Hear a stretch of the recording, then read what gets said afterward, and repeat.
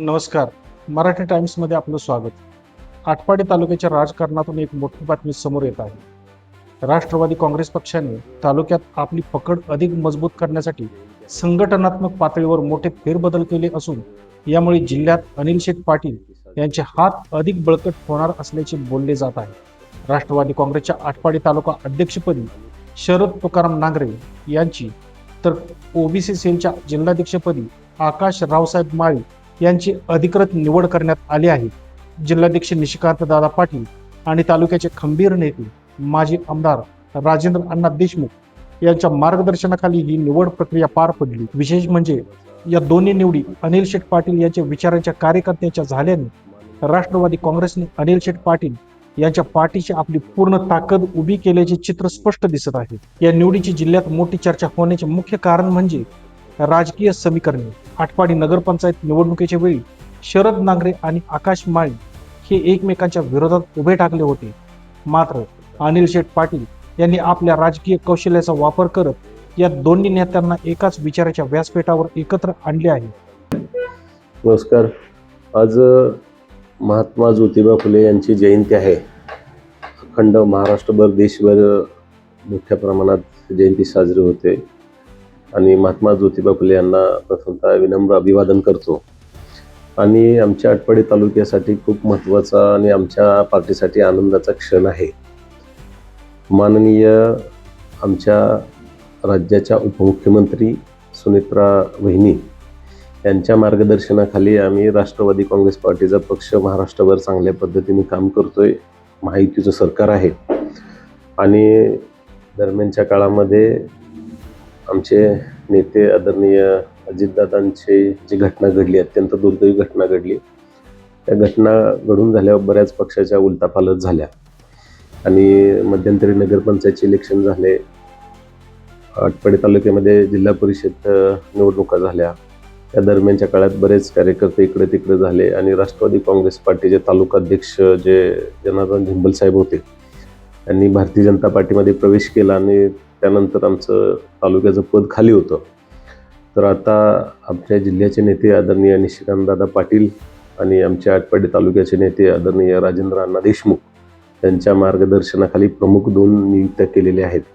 त्याच्यामध्ये तालुका अध्यक्ष आमचे शरद तुकाराम नांगरे यांना फादर बॉडीचं तालुका अध्यक्षपद काल आमच्या सांगली जिल्ह्याच्या पदाधिकारी मेळाव्यामध्ये त्यांना जाहीर केलेलं आहे पार्टीने. पार्टीचं मनापासून आभारी आहे. एक चांगला होतकरू शेतकऱ्याचा पोरगा त्याला सत्ताधारी पक्षामध्ये तालुक्याचं पद मिळालं. तसंच आमचे बंधुतुल्य बंधू स्वतः CA आहेत साहेब, त्यांना जिल्ह्याची जबाबदारी पार्टीने दिलेली आहे. ओबीसी सेलचे जिल्हाध्यक्ष त्यांनी निवड केलेली आहे. त्यामुळे पार्टीचं अगदी मी मनापासून आटपाडी तालुक्याचा एक कार्यकर्ता म्हणून पार्टीचं मनापासून आभारी आहे. माननीय निशिकांत दादा आणि माननीय राजेंद्र देशमुख या दोघंही नेत्यांचं अगदी मनापासून मी आभारी आहे की 2 चांगले कार्यकर्ते या निमित्तानं आटपाडी तालुक्याला मिळालेले आहेत. त्यांचं काम जिल्ह्यात आहे, ते त्यांचे ओबीसी सेलचं काम जिल्ह्यामध्ये तळागाळामध्ये पोहोचवतील अशी मी त्यांच्याकडून अपेक्षा करतो. आणि बंडू आमचा म्हणजे शरद नांगरे हे दोघांनीही निवडणूक लढवली होती. दोघंही एकमेकाच्या विरोधात निवडणूक लढवली. त्याच्यामध्ये त्यांच्या आईसाहेबांचा एकदम 10-15 मतामध्ये नगरपंचायतला पराभव झाला होता आणि यांना सुद्धा खूप चांगल्या पद्धतीचं मताधिक्य मिळालं होतं. या दोघांनी आता समीप घडवून येणाऱ्या पुढच्या काळामध्ये चांगल्या पद्धतीचे राष्ट्रवादी काँग्रेस पार्टीचं काम विचार तळागाळात पोहोचवायचं हे ठरवलेलं आहे. दोघांनाही भविष्यात मी चांगल्या पद्धतीचं राष्ट्रवादीचं काम करावं एवढी अपेक्षा करतो आणि थांबतो. या अनुषंगाने एक प्रश्न असा विचारावा असा वाटतो की तालुक्यावर तर अनिल शेठ पाटील यांचा वर्चस्व होताच, परंतु या 2 जवळच्या निवडीमुळे जिल्ह्याच्या राजकारणात खास करून राष्ट्रवादी पक्षामध्ये अनिल शेठ पाटलांचा वर्चस्व राहणार. निश्चितपणे असं काही तुम्ही प्रश्न गंभीर असं काही नाही आहे. पार्टीची जबाबदारी देईल त्या पद्धतीने आम्ही काम करत असतो. पण पार्टीने एक आमच्या जीवाभावाच्या 2 माझ्या जवळच्या सहकाऱ्यांना न्याय दिला, त्यामुळे पार्टीचं मी मनापासून आभारी आहे. गेले काही दिवस आपण बघतोय की राजकीय तिढा सत्तेमध्ये एकत्रित असेल हम्म. तर एक जो राजकीय तिढा अंतर्गत आहे हम्म.